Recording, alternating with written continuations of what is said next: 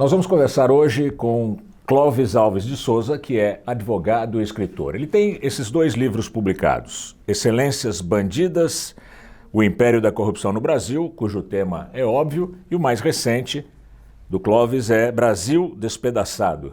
Assim como uma fênix, é possível renascer.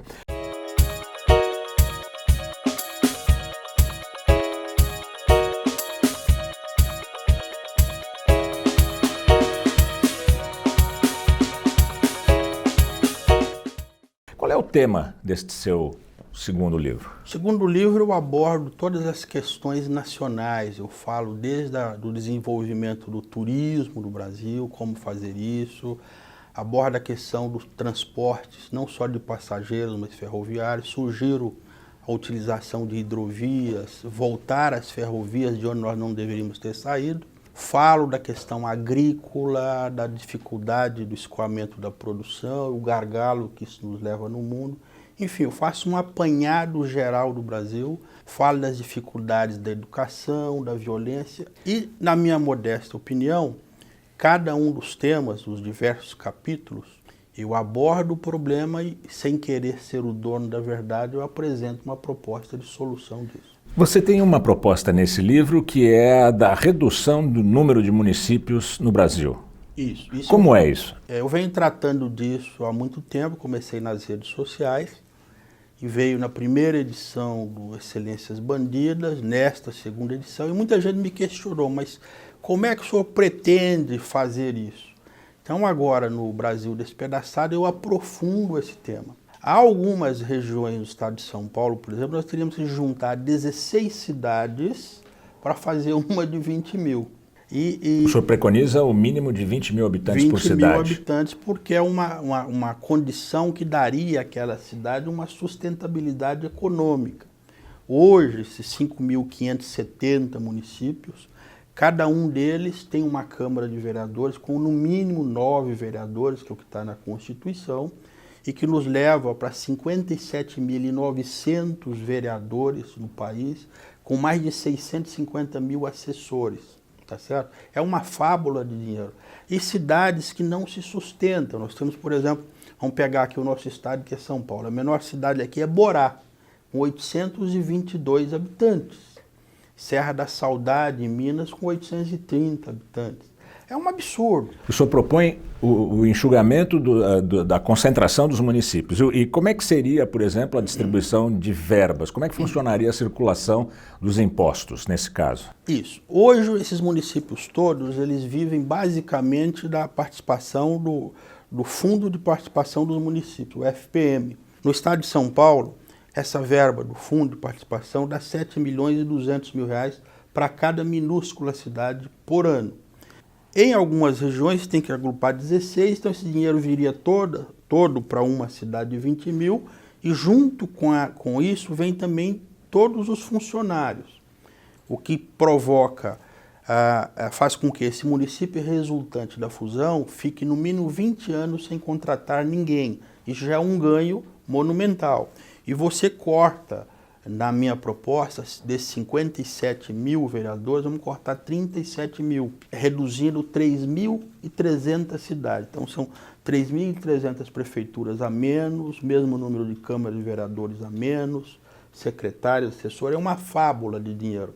Isso daria uma economia, calculando hoje com a reforma da Previdência, de 8 vezes mais a economia propalada da reforma da Previdência Social. Em salários do funcionalismo?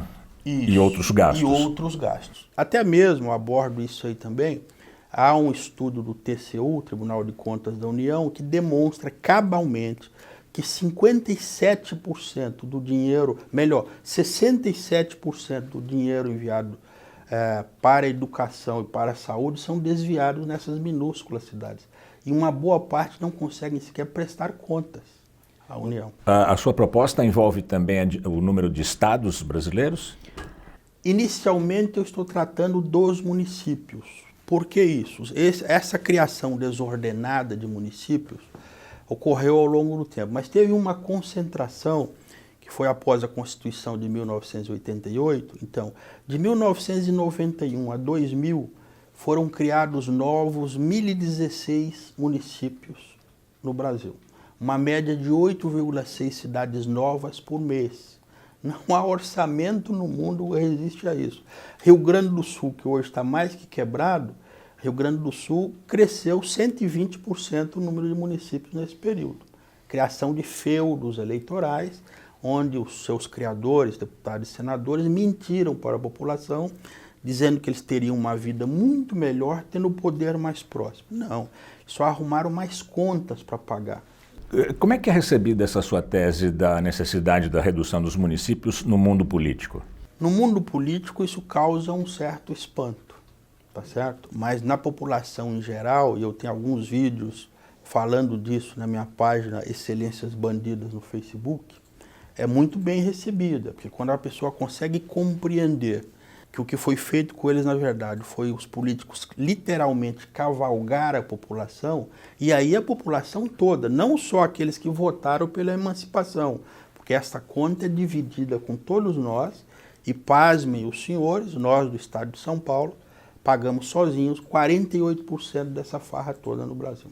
Agora, por que os políticos não recebem bem a sua Não recebem tese? porque eles criaram, Gamberini, o seguinte, o que eles criaram? Um feudo eleitoral e mais, infelizmente, mais uma porta para desvio de dinheiro público. Lembra que 67% da verba de educação e saúde são desviadas exatamente nesses municípios. Não tem controle. O Tribunal de Contas da União não tem como controlar as verbas públicas para todo este município e os tribunais de contas dos estados muito menos. Tá certo? Não tem estrutura. Vamos pegar São Paulo com 645 municípios.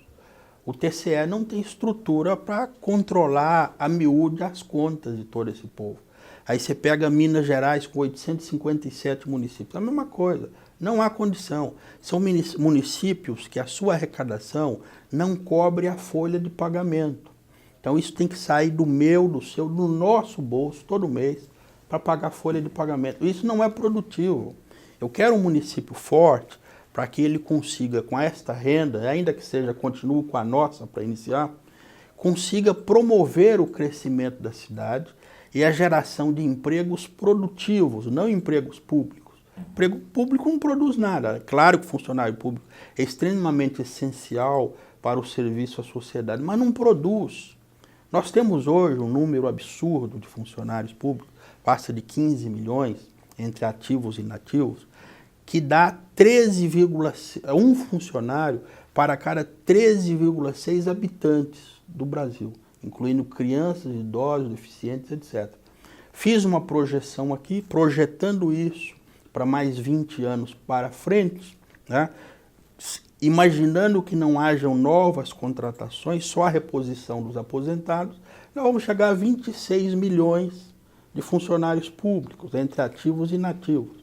População decrescente por vários itens, que aqui eu até cito, a violência que mata 65 mil jovens por ano, que é em fase produtiva, mais as estradas que matam outros 47 mil por ano e deixam 400 mil feridos que vão pesar no INSS. Então nós estamos caminhando para o buraco. Em 6 anos, na minha conta, e segundo a ONU em 4, isso se encontra. Aí nós entramos em extrema dificuldade, onde não conseguiremos manter nem os inativos. E como é que o senhor acha possível politicamente aprovar esse projeto? Só por meio de pressão popular. Como que surgiu a primeira edição do Excelências Bandidas? Eu sou uma pessoa que luto desde os 8 anos de idade. Eu estive aqui na briga desde o começo. Durante a ditadura militar eu tive 5 prisões políticas. Apanhei mais que filho de cachorro sem dono, tá certo? Porque eu brigando pela liberdade de expressão.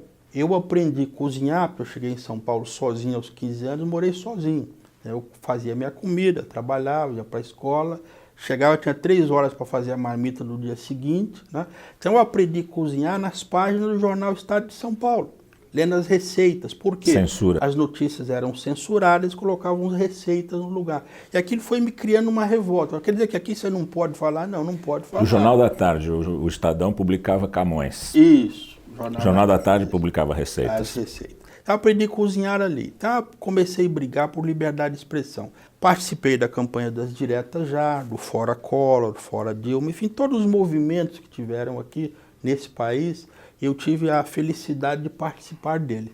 Vendo agora os últimos movimentos do Fora Dilma e indo à Avenida Paulista e em outros pontos de concentrações, eu pude perceber que a população estava na rua, mas sem um norte. E todas as vezes que conseguimos o nosso objetivo aqui, quer nas diretas já, onde estava junto Brizola, Lula, Ulisses Guimarães, Tancredo Neves, Fernando Henrique, Mário Covas, Dante de Oliveira, Valdir Pires, todo mundo. Então estavam todos no mesmo barco e o destino era um só.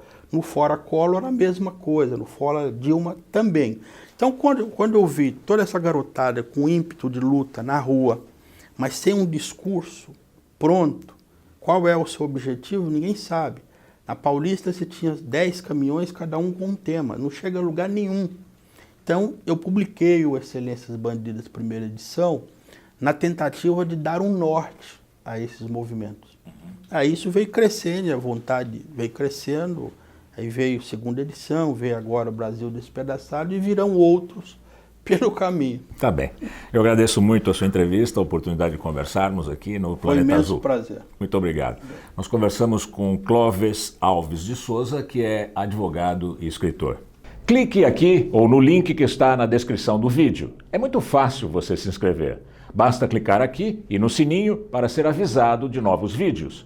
Curta e compartilhe o Planeta Azul, a sua revista digital independente e polêmica.